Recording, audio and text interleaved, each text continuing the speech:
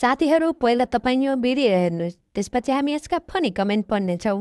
ऊ मेरो बाल्यकालदेखिको मिल्ने साथी, हाम्रो मित्रताहरू सम्बन्धभन्दा माथि। सहर घुम्न जान्थ्यौँ हामी राति राति भागी घरमा आमा बुबालाई ढाँटी, मर्न र मार्न तयार एकअर्काका लागि सधैँ सँगै बस्थ्यौँ। स्कुल पढ्दा हामी दुवै नजाने यदि एउटा बिरामी जे पनि बाँड्ने हाम्रो राम्रो थियो बानी। उसले एक दिन चुरोट सल्काई सोध्यो, ओए खाने? मैले पनि ताने सङ्कोच नमानी। बाजे स्कुलमा भएको भए कविता प्रतियोगितामा फर्स्ट प्राइज पाउनुहुन्थ्यो। मेहनत गर्दै गर्नुहोला, तपाईँको भविष्य उज्याल छ। बाजे ठुलो भएर कलाकार बन्नुहुन्छ। यस्तै गर्छन् भनेर हो मैले मेरो बाबा नै मोबाइल नदिएको।